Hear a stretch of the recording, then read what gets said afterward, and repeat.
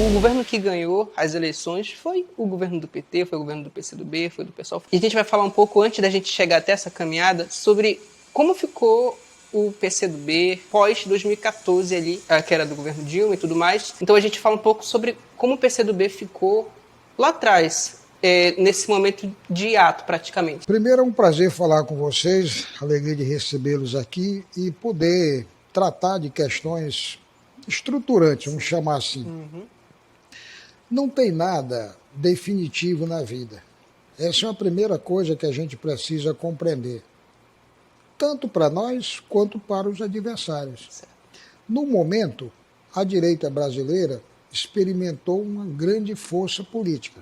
Praticamente empataram as eleições, ganharam as eleições de 2018 e praticamente empataram a eleição agora em 2022. Bom, nós, as forças progressistas mais avançadas, de esquerda, de centro-esquerda, também já tiveram grandes vitórias lá atrás e grandes derrotas. Isso nos serve para a gente nem ficar envaidecido na vitória e nem desesperado na derrota eventual. Ponto. Então, o governo atual é um governo de centro-esquerda, né, que se elegeu, né, com uma margem pequena por conta de todo um trabalho despudoradamente usado pela máquina pública para tentar reverter as eleições, inclusive com um bloqueio de estrada para tentar impedir eleitores do Nordeste de chegar nas urnas, o derrame de dinheiro público, né? Um programa de Bolsa Família que tinha data marcada até dezembro, é uma coisa escandalosa, uma coisa assintosa, né? Rebaixamento, ele tirou os encargos da gasolina até dezembro, ou seja, era uma coisa assintosa, porque evidentemente se isso é uma política de Estado, de governo, como é o Bolsa Família no governo Lula, isso é um programa de governo para 4 anos, não é uma coisa momentânea. Agora, se eu lanço um programa que tem data marcada até dezembro das eleições, é uma coisa escandalosa. Bom, muito bem. Apesar de tudo isso, nós ganhamos as eleições. Então, a primeira coisa a ficar claro para a população e até para setor de esquerda, não, mas a gente praticamente empatou. Sim, esse é o dado apenas numérico. Esse é o dado da resultante final. Mas vamos entender que, apesar de todo esse derrame, eles perderam as eleições. Isso é o que interessa. Isso é legítimo. Professor, o senhor, assim como a própria senadora Vanessa, eu conversei com a Vanessa em outra ocasião, inclusive, a gente falou um pouco sobre como foram as atividades de vocês após esse hiato, né, lá atrás. Ela falou para mim que continuou trabalhando pela legenda, né, fazendo trabalhos minuciosos, mas obviamente fora do parlamento. Como foi esse ato para o senhor? O senhor também teve esse trabalho voltado mais para o partido interno, para a parte interna do partido? Olha, à frente do PCdoB? Em primeiro lugar é aquela história, um partido como o PCdoB não é um partido convencional, que só disputa a eleição, como de maneira geral é 99% dos demais partidos. Disputa a eleição, acabou a eleição e não tem atividade nenhuma. Nós temos atividade permanente. Nós atuamos nos sindicatos, nós atuamos nos grêmios estudantis, nas associações de bairro, no movimento de negro, no movimento de mulher, todos os tipos de movimentos sociais, apoio às causas populares, indígenas, quilombolas, etc, etc, etc, etc. E profissionalmente também. Isso. E profissionalmente também. Além desse trabalho permanente que nós fazemos nas entidades de massa, movimento estudantil, de mulheres, de todas as demais categorias sociais, nós também temos uma atividade profissional permanente. Eu sou professor universitário há mais de 30 anos na UFAM. Fiquei boa parte desse tempo afastado. Muita gente não sabe nem que eu tinha profissão, muita gente pergunta. Mas, pô, um dia desse um deputado me ligou. Mas eu não sabia que você era professor universitário. Eu sou há 32 anos. Há 32 anos professor da UFAM, onde eu entrei por concurso de prova e título. Quando o senhor, então, sai do parlamento, você volta a dar aula? Claro, normal, eu sou professor de carreira. E hoje eu sou diretor do Centro de Ciência do Ambiente da UFAM, sendo que vocês estão aqui, que é um centro que cuida das políticas de pós-graduação da UFAM na área ambiental e também da política ambiental de toda a universidade. Nós direcionamos, gestionamos, coordenamos toda a política ambiental da UFAM.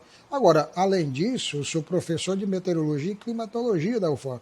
Eu coordeno, eu sou líder de um grupo de pesquisa chamado UPEC, que é a Unidade de Pesquisa em Energia, Clima e Desenvolvimento Sustentável, onde nós coordenamos e tocamos vários projetos, inclusive um deles, que são os edifícios solares. Nós já inauguramos 3 edifícios solares na UFAM, o de Manaus, tem aqui perto os 2 pré-DFCA, Itacoatiara e Parintins, e vamos inaugurar até o final do ano Benjamin Constant, Quari e Humaitá. Voltando um pouco sobre o PCdoB, hoje o seu... Quem está na presidência do PCdoB? O senhor é o presidente ainda do PCdoB? Eu sou o presidente do PCdoB, mas eu estou me licenciando porque eu estou indo para Brasília, ocupar a secretaria lá da Amazônia, que foi criada, e a ministra me convidou para coordenar a política de ciência e tecnologia para toda a Amazônia legal. Dessa secretaria nova aí. Isso foi criado no governo atual do presidente Lula, por um pleito da ministra Luciana Santos, que é a ministra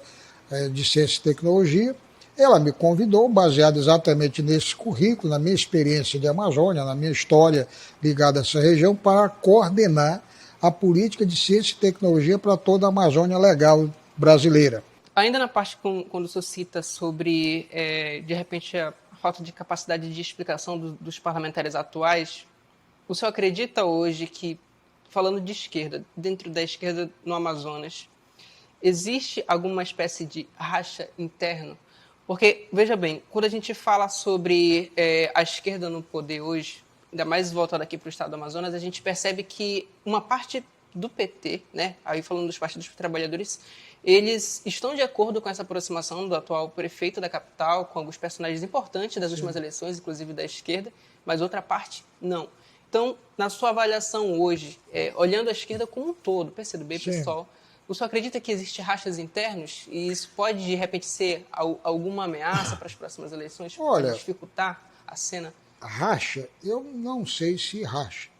Agora, divergências tem, isso na esquerda em particular, a coisa mais natural possível. Há divergências, naturalmente, de condução de comando. O PCdoB, por exemplo, é oposição oficial, com notas organizadas, com decisões tomadas pela sua direção estadual. O PCdoB é oposição ao governo Wilson Lima e ao governo Davi Almeida. Portanto, nós somos oposição estadual e municipal. Eu sei que uma parte do PV o PV está no governo formalmente, no governo Wilson Lima, não sei se está no governo municipal, e o PT, uma parcela do PT está no governo Wilson Lima e não sei se tem alguém no governo Davi Almeida.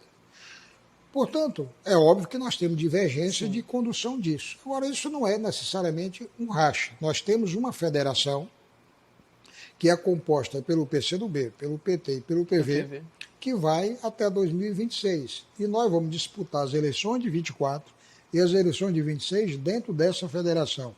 Como é que nós vamos resolver essas eventuais polêmicas? Primeiro, há uma resolução já tirada que a decisão nas capitais e nas cidades que têm nos grandes colégios eleitorais serão decididas pela Federação Nacional.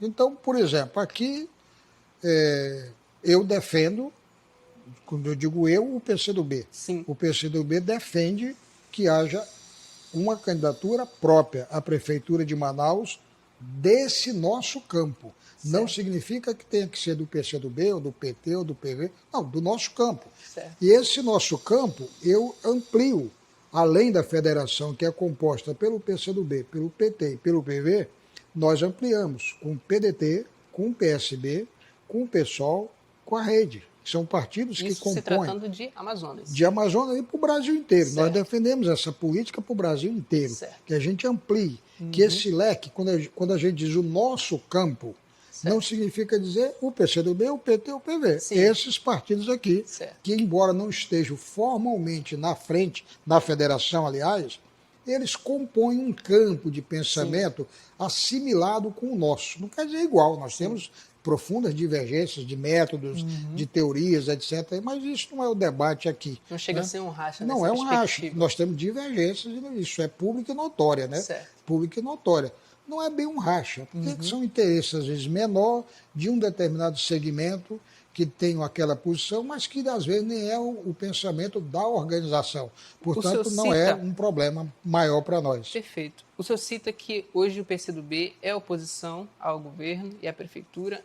Na sua avaliação hoje, quais são os principais problemas que o Estado e a capital enfrentam por parte da gestão? Bom, nós estamos falando aqui exatamente de Zona Franca, sim, né? Você vê a dificuldade e, em certa medida, a incompetência que o governo tem de fazer a defesa consequente de um projeto tão importante como é a Zona Franca. Certo. Porque fica numa espécie de chororô, porque estou sendo retaliado. Não, meu amigo, isso é uma disputa permanente, não tem retaliação. Tem uma disputa por interesse econômico, né?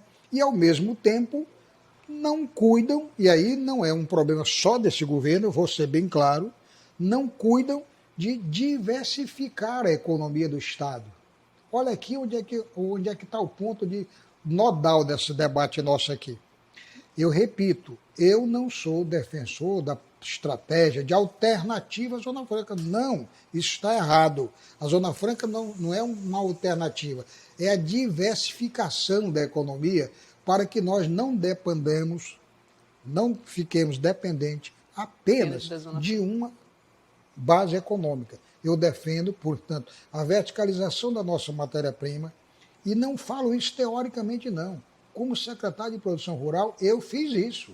Eu peguei e construí uma fábrica de bacalhau a partir de Pirarucu, lá dentro de Mamirauá. Lá em Mamirauá, na reserva de Mamirauá, no município de Maraã. Para quê? Para verticalizar a produção, agregar valor, diversificar a nossa economia. O que fez o governo que nos sucedeu? Fechou a fábrica. Fechou a fábrica. Esse governo do Melo e depois esse aqui mantiveram a fábrica fechada. Então esse pessoal não tem compromisso com a população do interior do Amazonas. Outro acha que a Honda, a Samsung, etc., vão montar uma fábrica lá em Maraã, ou lá em Boca do Acre, ou lá em Paulinho, em Amundá, sei lá o quê. Não vão. Então lá nós temos que desenvolver atividade econômica compatível com a realidade. Eu tenho que ter política de agroindústrias para beneficiar esse produto, eu tenho que ter uma política moveleira com material manejado, com madeira manejada, tratada, com estufas, etc., para a gente não ficar comprando móveis de aglomerado do Rio Grande do Sul, que são um vexame. Nós usamos móveis em Manaus importados de aglomerado do Rio Grande do Sul, do Paraná, quando a gente tem aqui a maior floresta tropical do mundo, e você pode ter manejos sustentáveis, tratado disso em estufa, etc., para ter móveis de excelente qualidade. Mineração, o que estão fazendo no Pará, por exemplo, levando a Serra de Carajás inteirinha, como levaram a Serra do Navio, lá em Macapá. Levaram a serra inteira, e só ficou o buraco. É essa política que é estúpida. E por isso nós temos divergência com esse pessoal. Perceba que a questão não é pessoal. Eu ia chegar aí nessa parte, né? Qual é a avaliação política? Porque tanto os dois gestores, o estadual e aqui da capital, eles entram na política falando que são personagens da nova política. Como você avalia esse diálogo, esse discurso? Pois é que o problema é que eles não são da nova política, eles são da velhíssima política, você está entendendo? Esse discurso é o discurso da conveniência, da demagogia, da nova política, tá? Isso é o discurso da conveniência, eles são da velhíssima política. Eu te disse aqui, o que é a velhíssima política? É a política do feijão com arroz, a mesma coisa. O que eles apresentaram de diferente desde 1950 que tem o Amazonas? Nada, certo. Nada. E eu estou lhe dizendo exatamente o que nós propomos de forma diferente. E por isso, sim, nós representamos uma nova visão de mundo para o Brasil, para a Amazônia e para o mundo. Eu defendo o socialismo, isso é um projeto novo para o mundo. Em certa medida, é o que faz a China, que tira 300 milhões de pessoas por ano da miséria, da pobreza. Isso é política de inclusão, isso é política sustentável. Isso sim é política sustentável. É claro que o Brasil tem outra recorte, não é um país socialista, sim, mas nós podemos fazer coisas estruturantes aqui. E eu entro já nessa questão da prefeitura. Eu falei macro aqui do Estado. Como é que você pode imaginar que um Estado como o Amazonas não tem uma política agressiva de aeroportos e de hidrovias? Um Estado cortado por rios, enorme, 1,5 milhão de quilômetros quadrados. Como é que você deixa a população desse estado completamente isolada, sem rodovias, sem ferrovias, sem hidrovias, sem aeroportos? Perfeito. Como? Então isso é uma estupidez. É esse tipo de gente que governa o Amazonas. É preciso parar essa bandalheira. E quando você chega para cá, para Manaus, como é que você pode imaginar que uma cidade com 2 milhões e meio de habitantes não tem até hoje uma política de metrô? Na Copa do Mundo, o presidente Lula mandou para cá milhões e milhões de reais para a mobilidade urbana. O prefeito e o governador ficaram brigando para saber qual era a modalidade que ia ser usada e devolveram o dinheiro. Ou seja, Belém está recebendo agora 5 milhões de reais. 5 bilhões, aliás, de reais. Sabe para quê? Para estruturar a política de mobilidade para receber a COP 30, que vai ser no ano de 2025 em Belém. Ou seja, o Pará está levando tudo que antes era para cá, porque o Amazonas optou pela estupidez. O Amazonas optou pelo negacionismo. Aqui as pessoas morreram por falta de oxigênio, aqui as pessoas morreram por falta de vacina, porque a política adotada era uma política compatível com o que o governo do então presidente Bolsonaro pregava. Perfeito.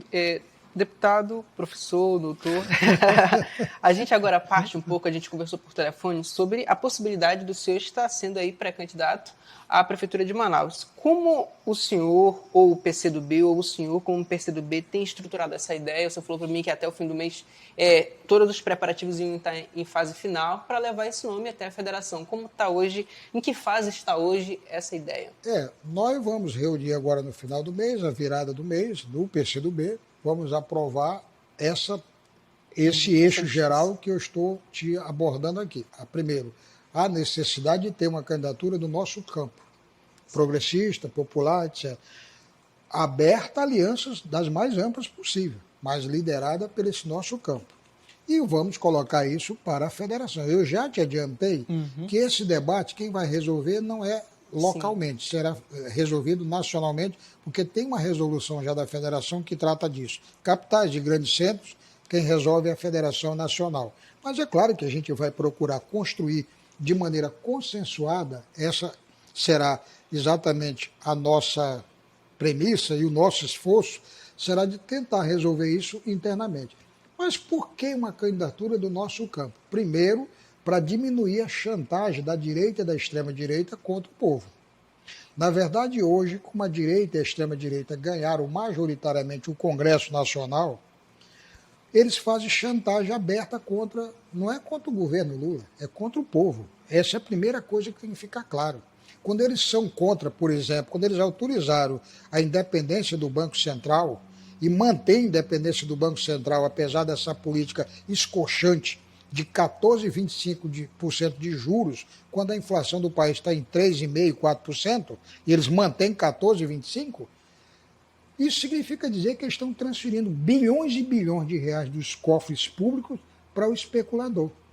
Eu pergunto, como é que isso é chantagem contra quem? Contra o governo? Não, é chantagem contra o povo. Porque se o governo tem que pagar bilhões e bilhões de reais para especulador, é dinheiro que vai faltar para a educação, para a segurança, para a saúde, para a habitação, para a agricultura, para a tecnologia, para a ciência, para tudo.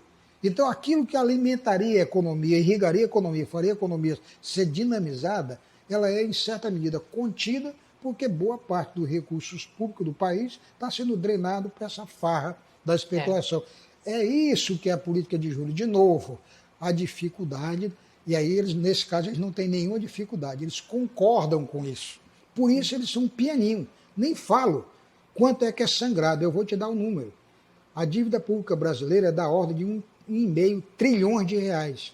Portanto, calcula 14% sobre isso e tu vai ver a farra no final do ano, quanto é que essa brincadeira vai custar. Professor, o senhor já foi deputado por 2 mandatos, certo? Eu fui por 5 mandatos. 5 mandatos, perdão, me escapou. Hoje, a gente tem jovens aí, parlamentares, outros que são já da casa, né? A gente tem hoje o decano do Congresso, da Câmara, um amazonense, né? E também tem outros 4 que são bem mais jovens e são estreantes no parlamento. Qual é a sua avaliação hoje do elenco que a gente tem na Câmara Federal pela bancada do Amazonas? Olha, infelizmente a gente tem que reconhecer que a nossa representação, e aí não entro aqui em questões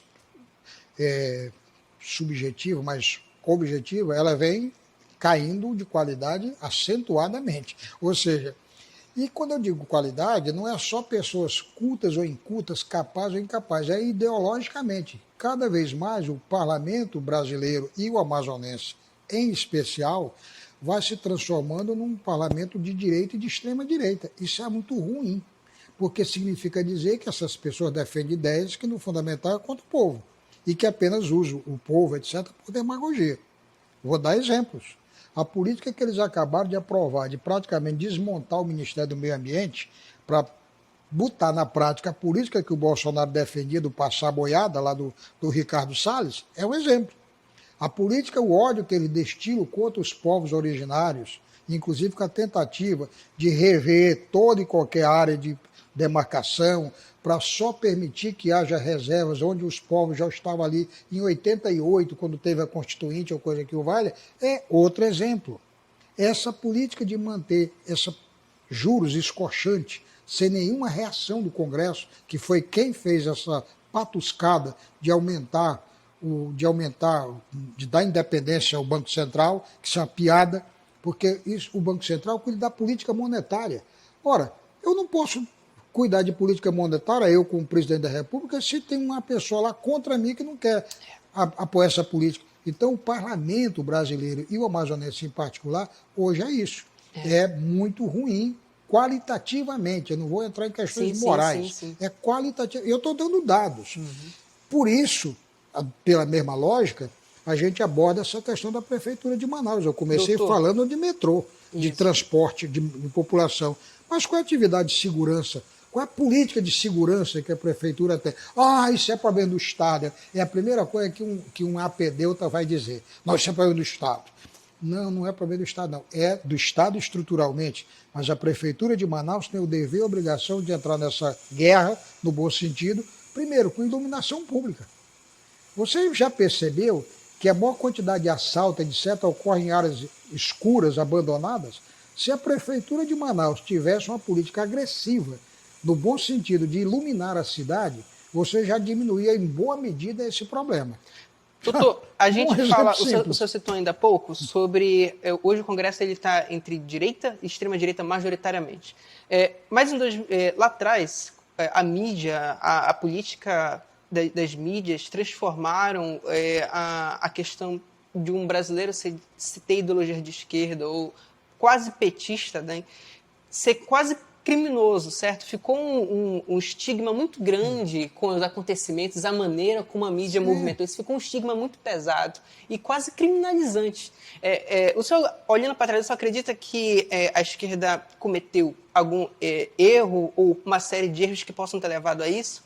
O que o senhor aponta? Qual a sua avaliação, olhando para trás, de como ficou a esquerda no Amazonas e no Brasil? Bom, em primeiro lugar, deixa eu concordar com o seu diagnóstico. Sim. A campanha que foi feita é isso aí mesmo. Sim. É uma coisa assim avassaladora. Sim. De criminalização da política como um todo e da esquerda em particular. Sim. Por que esse assunto pegou mais contra a esquerda e não contra os políticos Porque os políticos de direita, eles nunca tiveram o voto de opinião, eles compram o voto no balcão. Você está entendendo como é? A esquerda não, ela tem voto de opinião fundamentalmente. Então, se a campanha é feita contra a política de maneira geral e contra a esquerda em particular, ela tem um efeito devastador no campo da esquerda. Primeiro, porque se espera que uma pessoa de esquerda tenha um comportamento ético, correto. Segundo, porque a esquerda depende do voto de opinião, depende do voto popular, do voto mais avançado. E terceiro, porque naturalmente ela não tem esses meios de se contrapor. A direita, como ela não depende do voto de opinião, ela não depende de voto popular, ela, no geral, compra esse voto com negociação, com balcão de negócio, ela foi menos atingida. Bom, então, esse é o diagnóstico, eu tenho concordância com o que você disse. Por que isso foi feito? A esquerda cometeu erros? Erros sim, não tem ninguém que não cometa erros. Agora, nada que justificasse isso. Então, qual é a base disso? É a luta política ideológica, é a luta de classe. É bom a gente não esquecer que pela primeira vez em 500 anos de história desse país, um operário foi eleito presidente da República.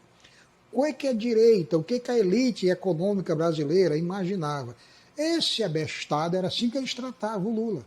Isso não vai demorar 3 meses.